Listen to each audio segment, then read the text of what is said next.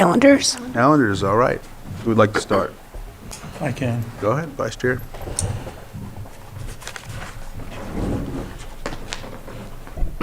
Attended the first Blue Ribbon Committee of the Year meeting last week, and they are working on a survey to try to reschedule those meetings that were set on board days the rest of the year. I met with the LAFCO director to get some training to learn more about that. Attended the judges' breakfast last week. Also, the Emergency Medical Care Committee meeting and the Juvenile Justice Coordinating meeting, as well as the North Coast EMS meeting. I had a tour with the Assessor Recorder's Office. I attended Tango Mike to go present that proclamation. I attended a presentation from the Redwood Audubon Society on a Schindler Creek project that is going on in the future. Thank you, Supervisor Pyska, for the invite to attend the NorCal Mountain Bike Interscholastic. That was very impressive, and I was excited to see that going on in our county. Let's see, I also toured the Air Quality Management District yesterday. I'm volunteering on the Water Resources Hitch Survey.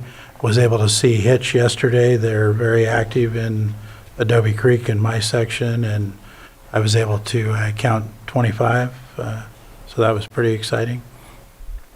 Had a meeting with the Lakeport mayor. I'll be at the fire board meetings tonight. They're going to be interviewing 6 candidates and potentially making a recommendation to send to us, which will be on our agenda next week for fire board appointment. Tomorrow I'll be helping with the community food project. For 8 weeks we've been serving hot home-cooked meals to the Circle of the Native Minds peers, as well as all the residents at our Hamilton Haven shelter out on North Lakeport. And tomorrow's our last one of that project. We have a first 5 meeting tomorrow, and I'll be attending the Sheriff's Foundation dinner this weekend. Thank you. Right. All right. Supervisor Pyska. Last week, let's see.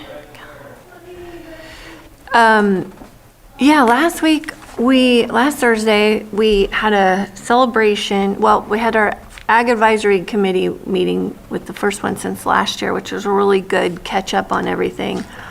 One of the things of note there was talking about the changes that are happening, and it seems about 10% of the wine grapes over the last 18 months have been removed from the county. So it's something to monitor. They were older vines, but with changes in the industry and wine grape sales and wine sales down, it's something for us to just be aware of and monitor. But then there's another Ag Advisory with Fish and Wildlife meeting coming this week. So activities happening back in that group, which was good. But then the home hardening tour that we had, hosting Napa County organizations, Sonoma County organizations, Cal OES, Cal Fire, and our local groups, because we were celebrating getting to the 20th house. So very exciting. We're right on target. And I just also want to say that we are still the only pilot project in the state that's begun work. The rest of them are just still waiting to get everything in order before they can start. So it's very exciting. And Supervisor Owen was able to meet me there and get a tour of the project. And then over the weekend, well over 1,000 riders from most of California, San Luis Obispo up, came to Six Sigma for 2 days of racing. So thank you, Vice Chair Rasmussen, for coming. It's incredible to see that many people coming to Lake County. And I just want to say that all the kids and coaches, this is their favorite course. So we do see those families coming back throughout the year, which is what we want to see and what we want to continue to see.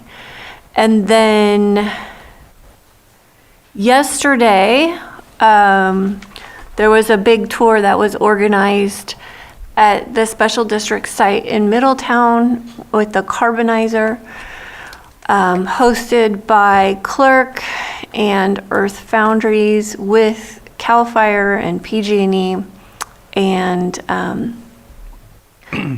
we had some county representation there to get a demonstration of the project. It's incredible. There's,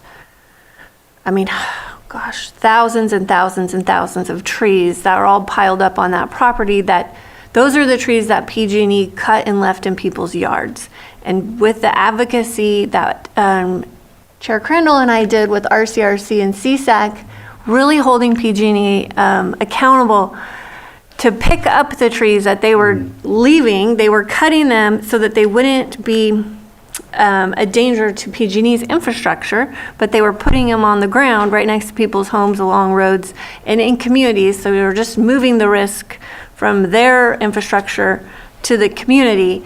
And it was, I think, 2 years of us going to Sacramento and pushing as hard as we could. And the response to that was this pilot program where PG&E is investing in Clerk. Clerk hired contractors to go and get all the trees, bring them to the location, and they're being so they're being burned in the carbonizer, which it's very little smoke, creates biochar, and so it's really incredible to see all that biomass being taken off the landscape and removed in a safe way. Locally, it doesn't have to be trucked out of county, which is what was happening before when PG&E would take all those trees and drive them for a couple hours out of the county. So really excited about that. And it is the only pilot in the state where PG&E is removing the trees.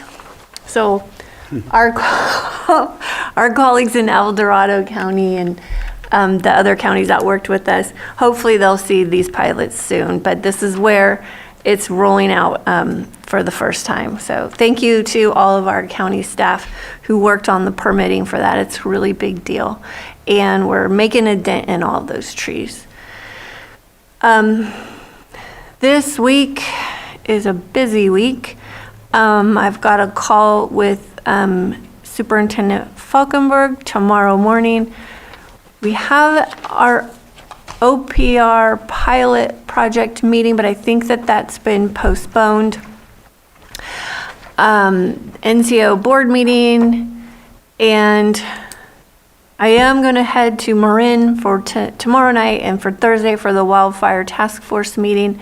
Tomorrow night is a reception with a speaker, one of my favorite climate scientists, Daniel Swain will be speaking, and then Thursday is a wildfire task force meeting. So I've pre-arranged several meetings with my colleagues that are on the task force, as well as with CAL FIRE leadership. The Fish and Wildlife Advisory meeting is in the chambers at 6 o'clock. I'm not going to be able to make it in person. That's Fish and Wildlife and Ag Advisory together. So I'll have to check that out via Zoom. I just won't be able to make it in time. And then, what else? For Monday, I've got meeting with CAO Parker and then back on the 1st. All right. Supervisor Sabatier? Yeah, just go ahead and move forward with what's going on this upcoming week. I need to go figure out some paperwork issues dealing with PEG this afternoon. I think we'll have the time for that. I don't mean to jinx us. Tomorrow, I'm meeting with the grand jury. Before that, I have a COC Housing Navigator meeting, and if I'm able to be released by the grand jury in time, I might make it to a Canocti Water board meeting, as I was invited. It's not Canocti Water that would be taking the lead, but many of the folks that are either on the board or staff or in the surrounding vicinity of Canocti Water and the avenues are looking to create a fire-wise community. And so wanted to talk to the board about that and provide some support in how we can make that happen. Later on, Lake County Fire Protection District meeting and a KUSD board meeting as well, starting Thursday with Judge's Breakfast. And fairly wide open until I have a Potter Valley project meeting that just was set up. And on Friday, I'm meeting with some constituents who have some grave concerns and wanted to speak with me. No set time at this moment, but that'll happen on Friday. And then on Monday, Middle Creek and CAO, and preparing for Tuesday. All right. I'll start out with last week. Prior to going to a meeting in Cloverdale that we had for the Potter Valley project, I stopped at the UCC extension and met with some of the staff there.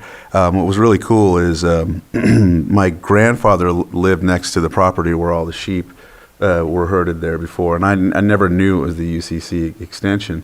And so when we took the tour, they took me right up to the side of where my grandfather's property was, and I took a picture. And the whole time I lived there, or ever stayed there with my grandfather, even as a kid, I never jumped the fence or went on that side. And they told me, you could have just came over, it's no big deal. But either way, it was really nostalgic, and it was a really good tour. Following that, Supervisor Sabatier and I went down to the Cloverdale meeting about the situation with the Potter Valley project and Scott Dam, and a lot of folks were interested in what we had to say. Supervisor Sabatier did a great job. Supervisor Gore was there, and the municipality had some folks there. Mayor, his name was Todd. I don't remember his last name. Todd Lands, Mayor Lands was there. And Madeline Klein from Mendocino County was there as well. Fire chiefs, they did a really great job, and it was just a really robust and somewhat controversial, but at the same time for us, it felt good to be in a room where people were really happy with our advocacy and our stance on it, and feeling like they had some sort of hope, in regarding to, even on the document they gave out saying it's not a done deal, and just, I don't know, it just felt really good. Usually when we go to these meetings with the folks about the Potter Valley project, we are the ones that are like sitting there and trying to talk and talked over and all that other good stuff. So went really well. We'll see where it goes from here. There's probably going to be some more in the future, and I know we're discussing some things this week on it. That went well. We had our special meeting Friday, as you all know, and I feel like it went pretty good. We covered a lot.